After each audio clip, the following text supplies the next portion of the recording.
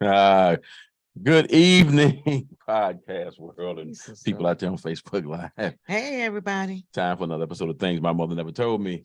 Yes, it is. Say hey, Tanya. Hey, how's it going? Welcome, welcome. Thank you all for joining us on this evening. Right, tonight we're coming back with part 2 in our series on Black History Facts. That's what we'll call it. Tonight our chief information getter, Tanya, did some research and she's come up with some facts on a couple of probably people that you heard about, but you probably don't know much about them. And so she's going to share what she came up with, and we're going to hopefully wow you with these facts. Well, if they don't wow you, they definitely wow me. That's right. All right, because the first one that's coming up is Etheline Jones Crockett. She was the first Black female OBGYN. And yes, she was married to Judge George Crockett Jr. Yep, and they had 2 children, and they were married for about 45 years. But anyway, she was born and raised up there in Jackson. She went to Jackson High School. She began her medical school career at Howard University in 1942 when she was 28 years old. And no hospital in Detroit would accept her in a residency program because, of course, she was a Black woman.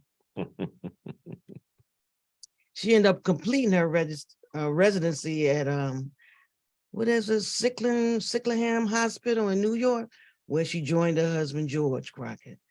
And she directed the Detroit Maternal Infant Care Project from 1967 to 1970. She also helped design the Detroit Model Neighborhood Comprehensive Health Center. In 1970, she was a GYN at Grace Hospital and Harper Hospital in Detroit. The Detroit Free Press had named her one of the 9 Detroit most successful women in 1971. She was active in a variety of organizations that dealt with public daycare, with healthcare, and social issues. She was an advocate for the public daycare centers for working mothers. She led the fight to remove or loosen the Michigan abortion laws. She received Woman of the Year award from Zeta Phi Beta sorority, Beta Omicron Zeta chapter in Detroit in 1972. And she received the position of the year from Detroit Medical Society in 1978. In 1977, shortly before her death, she was named the president of the American Lung Association, the first Black woman to attain the position in the nation's largest and oldest volunteer health organization. Also, she met with President Jimmy Carter at the White House in connection with that group for the Easter Seals Drive. I'm telling you, she was a phenomenal woman.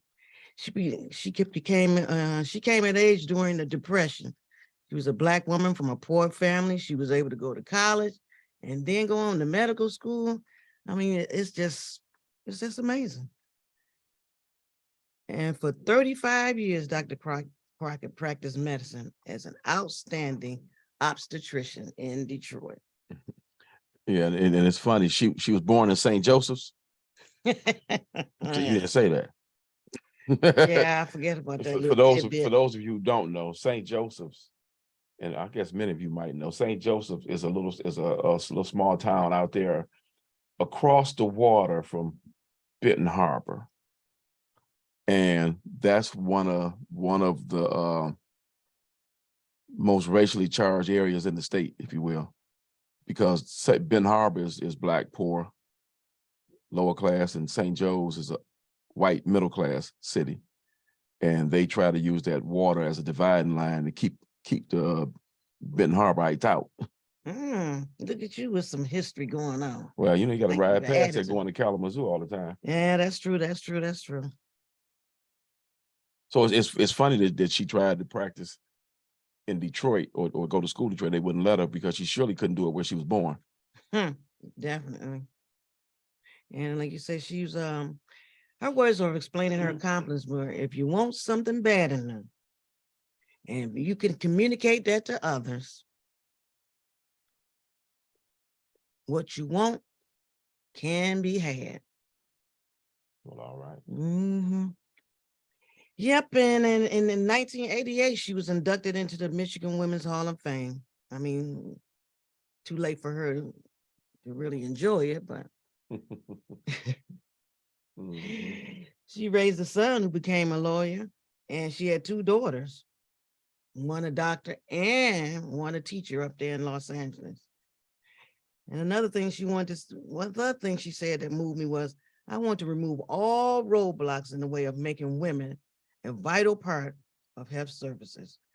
She was the keynote speaker at the Jackson commencement ceremony in 1972. And after her death, Jackson College established a yearly reward in her honor in 1978. The Dr. Etheline Jones Crawford Distinguished Alumni Award, offered every year in her honor.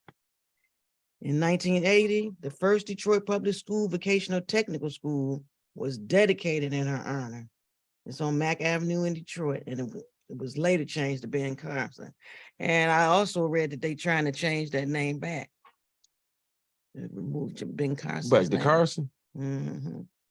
Well, you know, the funny thing is, I did not know that Crockett was named after her. I thought it was named after her husband. Me too. Yep, That's crazy. But that was named after her. But I mean, I guess it makes sense since she was the scientist in the family. But yeah, it was actually named after her. Mhm. And I don't know, is it still on Mac? I don't know. I thought they moved Crockett. I don't know. We have to Brandis, do you look at know? it. Anybody know? Give us a holler. Yeah, that's interesting. And they trying to change it back to Carson. They trying to remove his name from it. Oh, it was later renamed for Ben Carson. They trying to take his name off of it. Right. Oh, okay. Well, that I makes bet later changed name too. No, I heard you wrong. I was about to say, why would they do that? But now it makes sense. Definitely it does. Right. Makes total sense. Yes, that was something outstanding. For 35 years, she practiced medicine as an outstanding obstetrician in Detroit. How about that for a Detroit historian? Mhm. Facts. Well, very good. What else you got for me? Oh, and I know everybody should know her, because Rhonda Walker did our local news anchor. She did an article on her last year in May. No, in 2021 of May. Mhm. This is on, what's the lady name? I've tried to act like I was so familiar with her. Her name was Rosalind Ross Brewer. She became the only African-American woman CEO of a Fortune 500 company, Walgreens. She was also the first Afro-American woman to lead a Walmart division as president and CEO of Sam's Club. Oh, okay. Mhm. So I need to call and see if I can get a discount. Oh my goodness. While at Sam's Club, though, she became a 13.6 million commitment to women and minority businesses owners by increasing their access to capital via the company's Small Business Economic Mobility Initiative. This commitment, marginalized communities through creation of diverse and inclusive workforces, which is a consistent theme for her in all her leadership roles. Mhm. And many Detroiters are familiar with Roz Brewer because she was born and raised in Detroit, and she graduated from Cass Tech. See there. That's all I'm saying. See there. She worked her way up the corporate ladder in the consumer food industry before landing top executive jobs. She was the first Black coup of Starbucks. She overhauled her way. Cool. Yeah. Chief operating Officer. officer. Okay. That's too close to another word. I know. I knew you would correct me on that one. She overhauled the way they treated people. Everybody heard about that story in 2018 when a Starbucks manager had called the police after two black men were just sitting in there sitting in the establishment, and they weren't ordering anything. And that's why they brought her on board. Mm-mm. She was on board before then. Well, I mean, into that position. But yeah, I don't know because, but anyway, her son had got wind of it, and he told her, and he said he texted his mom and said, "Look, mom, you gotta go after this." And in addition to the public apology, what she did was she closed down 8,000 stores for racial bias training. Right. Thanks to Brewer's perspective, her leadership, and her influence. Yes, she did. Ain't that something? I tell you, a phenomenal woman. She went to Spelman College. She got her BS in chemistry because she wanted to be a doctor. From there, she decided not to pursue a career in medicine, and she began working at Kimberly-Clark as a research technician. And this company manufactures sanitary paper products and surgical medical instruments. Brand names include Kleenex tissue, Kotex feminine hygiene, Cottonelle, Scott toilet paper, Huggies disposable diapers, all that. And she worked for them for 22 years, and she was becoming, she had become a president and CEO of the management companies within that corporation. They had over 40,000 employees. Okay. Mhm.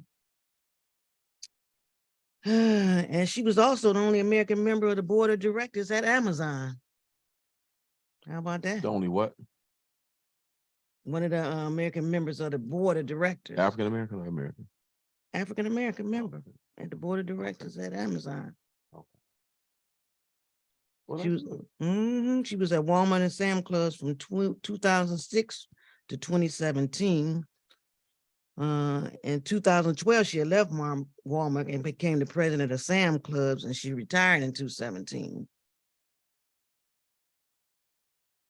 And then she became the Starbucks chief operating officer, and she led the businesses and operations in the United States, Canada, and Latin America. Yep. In 2021, she was appointed as the CEO of Walgreens Boost Alliance. It's an American holding company headquartered in Deerfield, Illinois, that own the retail pharmacy chains at Walgreens and Boots, as well as several other pharmaceutical manufacturing and distribution companies. I mean, it's ranked as the number 18 on the Fortune 500. That's for 2022. I mean, billions of dollars. And they got like 325,000 employees. Okay, now we talking. Now we talking. Yes. I'm telling you. That's a few employees. So this woman right here, Ohio Detroit native, Rosalind Rose Brewer, is breaking barriers. Is she still there? Yes, she is still there. Currently, she's still there. Her spouse is John Brewer. She has 2 children. But the interview, Rhonda interviewed her, and it's still available. Click on Detroit. Okay. Mm-hmm. That's all That's you what want to I say said. about her? Yeah, that's phenomenal. Phenomenal. I was like, oh my goodness. Well, all righty then. Mm-hmm. Nah. Gas technician. Yeah, I don't know why you'd be surprised. That's just what we do. Now listen. Okay, what we do. Yeah. We were having a discussion last week. We were talking about black people, black Detroiters who made a difference or who contributed something special to the world. And still are. Mm-hmm. So we were I was talking about Coleman Young. And I don't know if I want to do I was thinking about doing a series on him because I actually, when talking about him, I actually went out and bought his autobiography Hmm.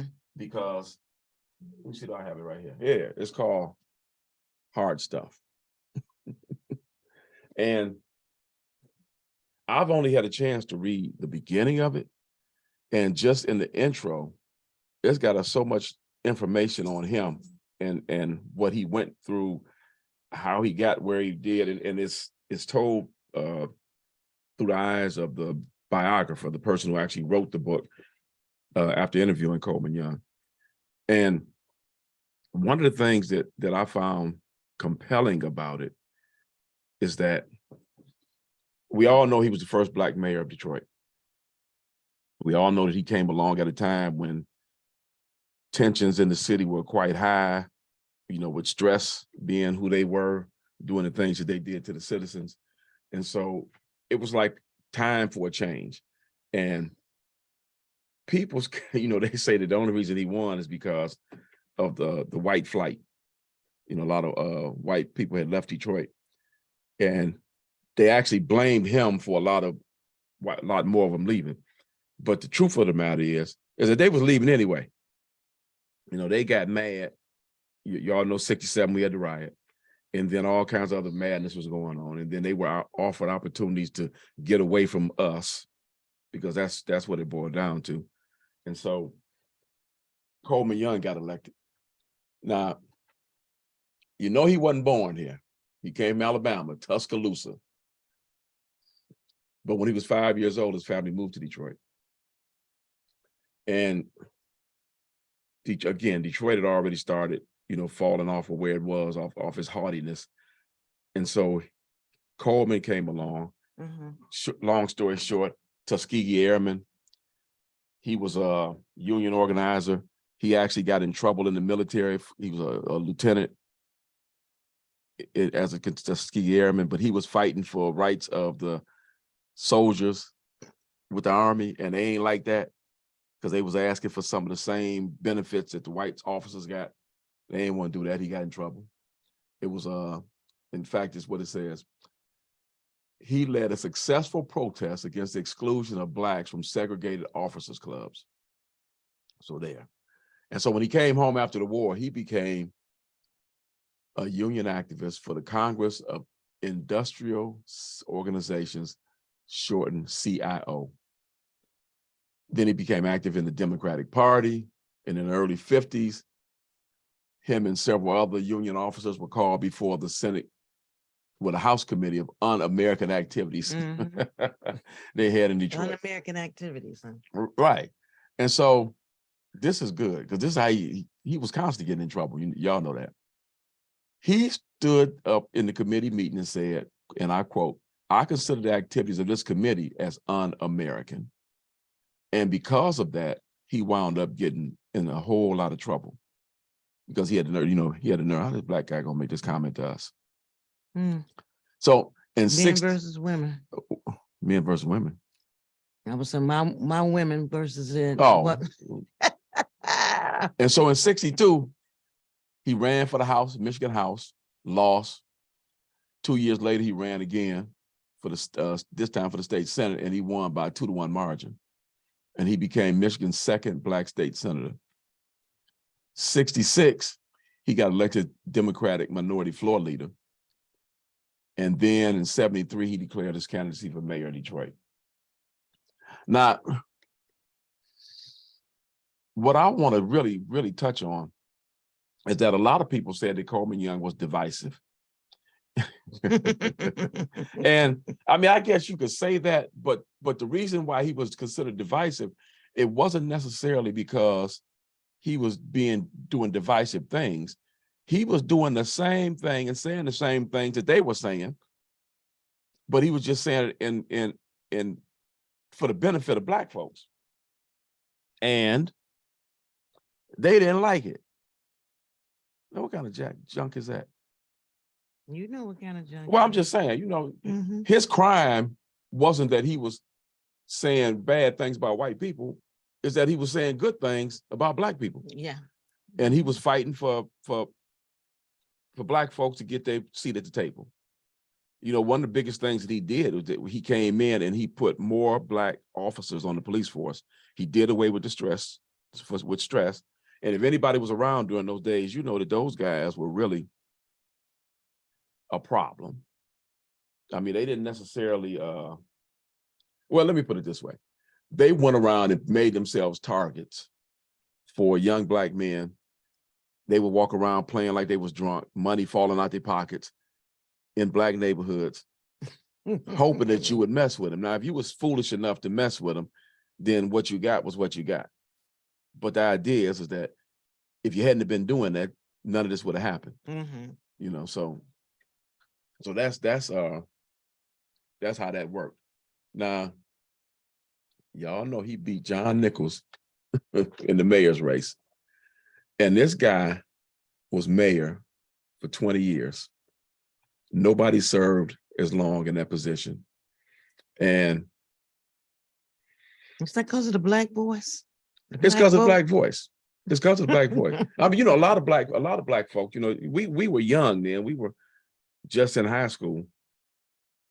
But everybody was cheering him on. I mean, you know, the stuff he was saying was the stuff that a lot of people wanted to say to the establishment, if you were. Exactly. And I think one of the problems, and I don't think I know, but as reading in his autobiography, one of the problems that people had with him is that he flaunted his authority. They said he had a sign on his at Manoogian on his desk that said he was the HNIC. Yeah, and we all know what that means. And we all know what that means. Because y'all know Coleman had a very colorful vocabulary. And so he let everybody know that he was HNIC. And if you wanted to do anything in Detroit, you had to come through him. But now while they said he was against white folks, some of his closest friends were white. Now, how about that? So I don't understand how you say he was against them when those were, you know, some of his dear friends. And I'm trying to see if I got it right there without me pulling up just all the book. But he, okay, let me see, look at this one thing he said about him. And I'll get to that other part. When he moved into Manoogian, they suggested that he do away with the midnight blue limousine that went with the office so he could show his constituents a common man mentality. And he said, what would people think if Detroit's first black mayor went tooling around downtown in a Rambler? So what he did was got a bigger limo.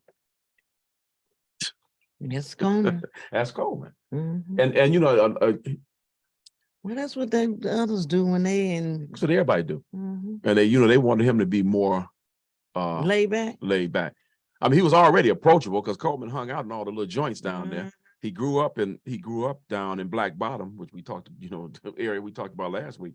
And so he was very approachable. You know, my father, they used to play, have a little place down on Shane where they played cards and drunk and had just, you know, hung out. And he was a regular down at that place. Really? Yeah. Well, I mean, because Coleman was a street guy. Yes, he was. Now that I agree. I mean, he had sensibilities, but he was a street guy. You know, he hung out with the people, and well, Lord hung out with sinners too. So yeah. Well, I mean, he was a sinner himself. Yeah, we all. Yeah. And you know, one of the things that he did in 1951, he helped found the National Negro Labor Council, NLC, which sought jobs for African Americans. And after he testified before that committee again, that was in 1952, he literally had to disband the NLC so he wouldn't have to turn over his membership list to the government, because the government was trying to target those people that were part of that union group. Because you know what they did, anybody associated with who they considered to be radical, well, he said he was radical. They wanted to know who you were so they could follow you, harass you, record you, and just make sure that you were, that try to prove that you were as bad as they thought you were. And that's some of the stuff he had to put up with. You know, it turns out that a lot of times, well, not, you know, a lot of times we get in trouble when we advocate for our people and we do it verbally and we do it publicly. Well, once that happens, you know, now you're a problem. You're a rabble rouser. But when the white mayors were doing the same thing, it was good. And nobody was trying to run out the city because of that. And they weren't calling them, you know, problems. And that's, I think, the biggest thing that I got from reading the opening part of Coleman Young's story. And again, I want to get into the rest of it. So later at another episode, we'll talk more about him. Is that one of the things that we need to be aware of as African Americans is that when you start advocating for your people, certain folks in certain areas don't like it. They said that one of the things that his opponents said about Coleman Young is that there were more than a few of them that had decided it was time for him to go. And there were threats on his life. There were, you know, a lot of things that came about, but he had a good security team. And so a lot of that stuff got squashed before it got to him.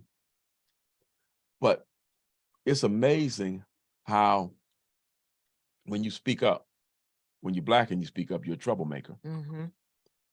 Because, you know, back in the early days. Still today. Right, yeah. Y'all remember L. Brooks Patterson? Well, you know, when Coleman first became mayor, nobody really knew who he was.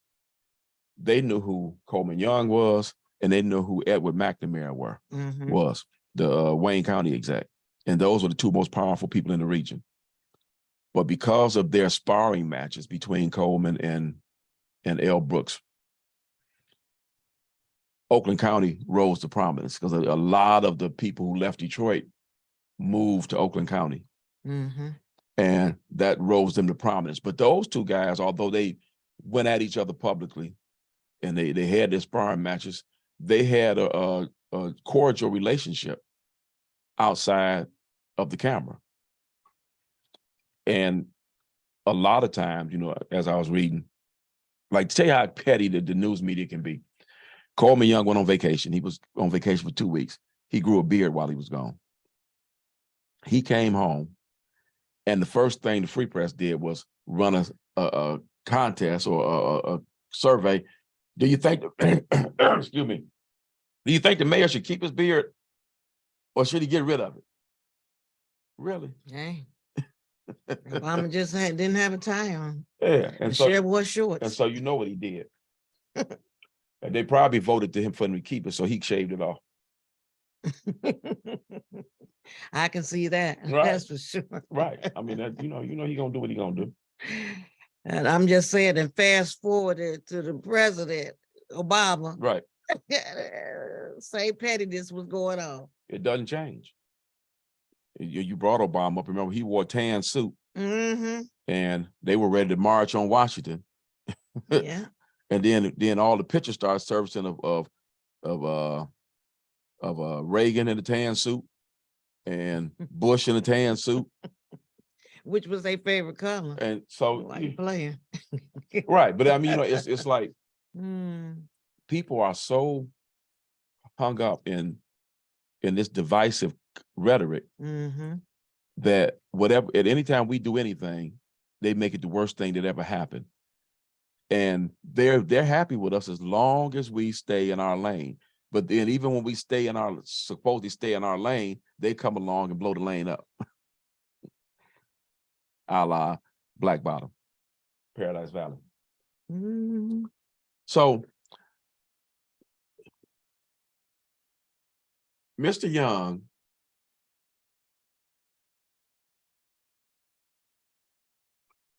okay, here we go.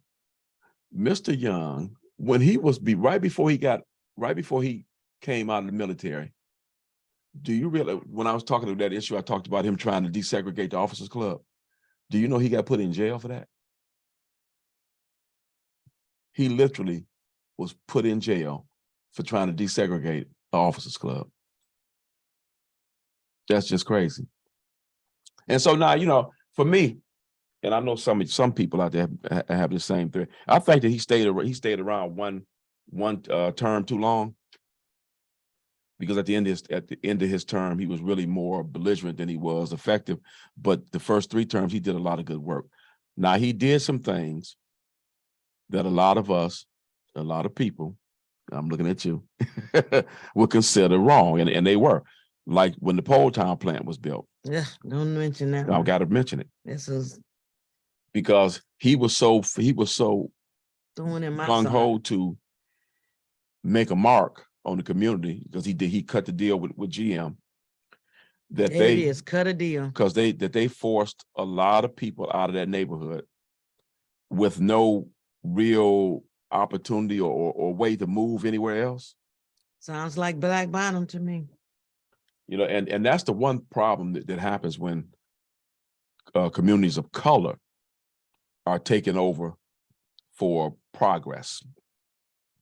The people who live there are forced out of affordable living and forced to go and move to other areas, and especially in Detroit back in the early days. And then a lot of those people own their homes as well. Right. That's what I'm saying. They were forced to move No compensation. with no compensation or little compensation. Mm-hmm. And so they couldn't afford to move anywhere else, because the areas that they, you know, a lot of people that would, like with the GM plant, luckily for a lot of people who were able to, well, some of the people who moved, they were able to move into the neighborhoods where the white people had left, because they were trying to get rid of those houses, because people had moved out of them. But the problem is that we don't get fair valuation for the property, and you're forced to move. And a lot of times it's like, you got 30 days, you got 90 days to move. Well, y'all know right now, if you was trying to go buy a house, and if you found a house to buy, you couldn't be ready to move in 90 days. It's just not going to happen. You know, you usually need at least that much time. And that's when it's planned. When you did all the planning and searching, you found you a new place to move and all that. But when somebody comes in and tells you got to go, and they condemn your property, because that's what they were doing, makes it hard. And like I said, my mother was so angry with him. And we end up moving to Georgia. She made me leave school, and she was to move to Georgia because she had a cousin down there with building houses, and he let her come down there. But little or no down payment and all that kind of stuff. But she was so angry with him. We were the ones end up moving all our stuff down there, while she stayed up here fighting with the ones fighting that were against what Coleman Young had agreed to. And it was a devastating time at that. And she just never forgave him for that. Right. And so there's where the biggest problems come in, is that the inequity that we have between each other, between the races, is like real crazy. Everybody says that, you know, Black folks are trying to take, but not really take. We're just trying to get our fair share. And a lot of what Coleman Young was fought for when he became mayor was Detroiters getting their fair share. And sadly, the only way they could do it was by the majority of the population at the time moving out of the city. We couldn't get due value or equity until Detroit became a Black majority city. And that's where the problem comes in. That, you know, a lot of people, I think the biggest fear that folks have is that when they lose power, people that come with the people who come into power or just come into equalness are going to treat them the same way that they were treated. I think that's where the problem comes in at. And I got a solution for that. Quit treating people wrong. You know, the golden rule says treat people the way you want to be treated. And so if you do that, then you won't have to worry about them treating you any kind of way when they're in a position of power, authority, or equalness. Couple more things I want to tell you about him. You know, a lot of y'all know this, but it was Coleman Young who brought the Renaissance Center into play, Mm-hmm. the People Mover, and the jury's still out on that. And also the construction of Joe Louis Arena, which they've torn down. They've since torn down. So he served 5 full terms, retired from public life, and then published this biography. And he died November 29th, 1997, due to complications from emphysema in Elmwood Cemetery. And y'all know what side of the cemetery he in. Mm-hmm. So Coleman Young was a trailblazer. He did some good things and he did some bad things. Mm-hmm. And the crazy thing I read, but I guess we all knew that, he considered himself a radical. He said that the liberals, the difference between the radicals and a liberal is that liberals move too slow. And so everything that he wanted to do it fast. He wanted to get it done. He didn't want to wait around for it to get done. But strangely enough, Mm-hmm. and I guess it may not be that strange, because I think some people can relate to this. A lot of his values were conservative. There was a lot of stuff that he sided with conservatives on. Some of the things that, of course, don't fly today, because he's another one of those folks that thought that women had a certain place they need to be. Mm-hmm. But he was more conservative in his approach to a lot of things than he was radical.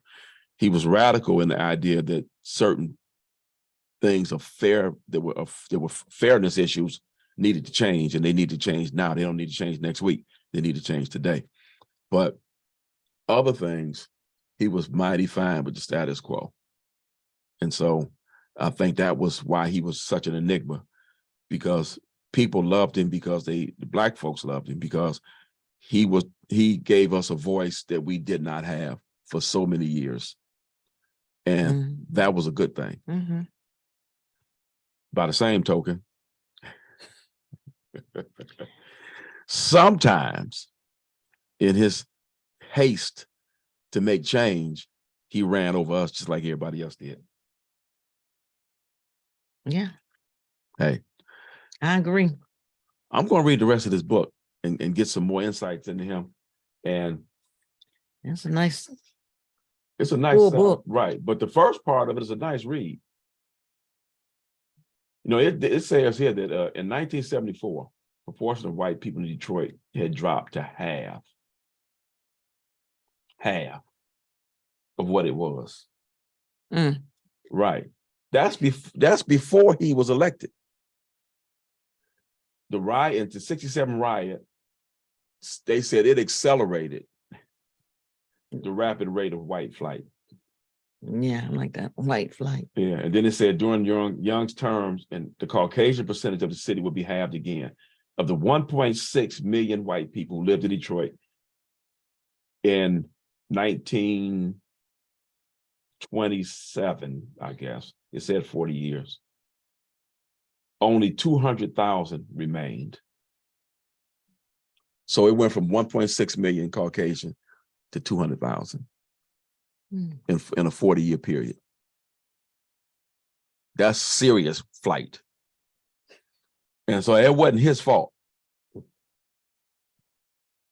That was the idea that things were changing, because you had in the 60s, of course, you had the civil rights protests, Dr. King and his people marching for justice, right, trying to get that justice. And they decided enough was enough. Yeah, they ain't want to be around us no more, like they ever wanted to be. Right, because they lost hold on us. Yeah, exactly. And that's the problem. Again, it is okay, here we go. Now y'all watch this. No. Okay. Okay. While his antagonists have tediously complained that Young introduces race into every issue, the fact is, as a public servant with a manifest Black constituency, he is duty bound to identify any presidential impositions upon the citizens under his charge. Mm-hmm. That's what big city administration has essentially become in the segregated, suburban oriented two-nation modern society, the defense and promotion of the minority cause. And as the unshrinking mayor of the city running point on this movement, Young is a prototype of the new age urban official. And remember, at this time, Detroit had become the Blackest city in America. Mm-hmm. There were more Black residents in numbers and in proportion in Detroit than there was anywhere else in the country.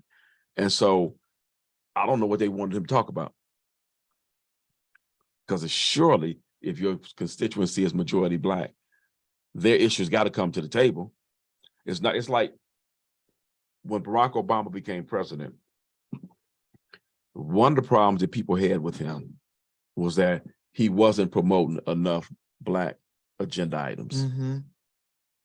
And probably wasn't, but he probably was promoting more, admit as much as he could.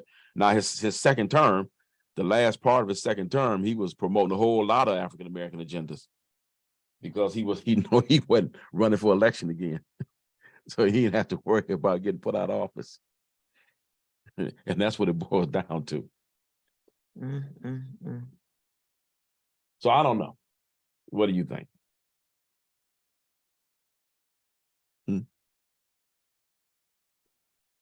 What did I think? Yeah, I what do thought you you were think? asking the audience. I'm asking the audience and you. That's Coleman Young for you. Right. But like you said, he had to do what he had to do in order to build up, in order to make things happen. Right. And so with that in mind, we'll close with this.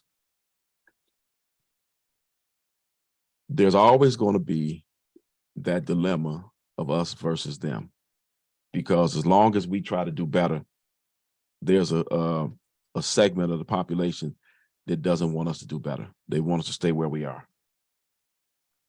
Now, it's not the majority of them, but it's the ones. It's quite a few of them that are in power that want to keep us. And then there are a certain percentage of them still today who shudder and shake when we move into their neighborhood.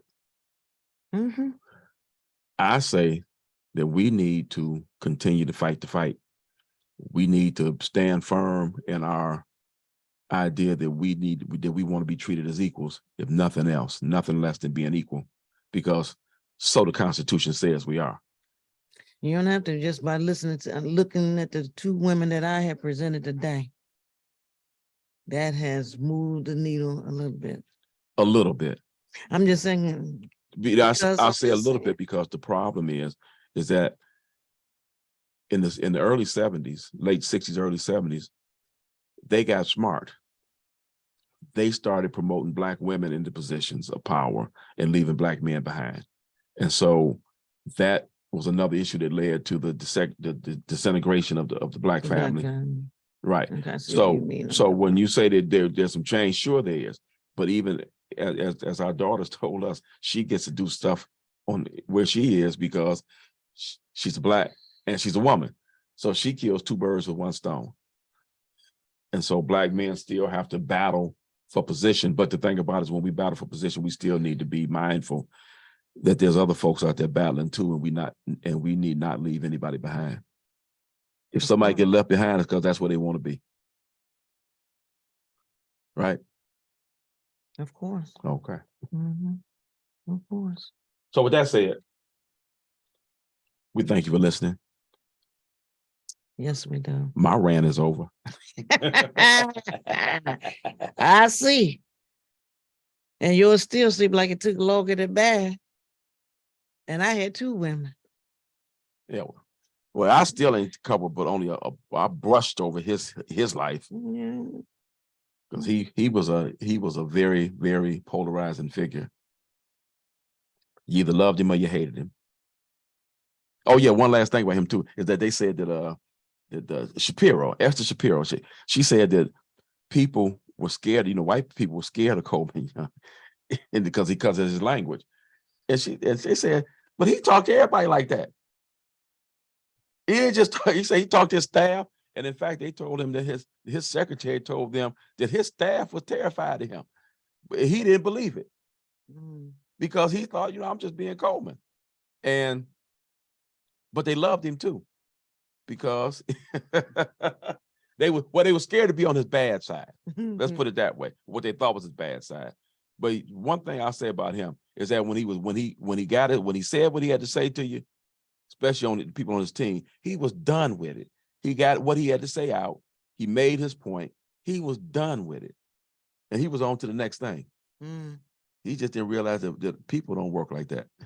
I know when Roz Brewer, when she went into a meeting with, like I said, she was a member of one of the board members, and she had a luncheon, and she had some people that bucked up against her, but it was a few because, like you said, she was the only woman in the meeting, and of course, you had that one person that steps up and say, but was she the only black woman in the meeting? Mm-hmm. Was she any other black people in the meeting?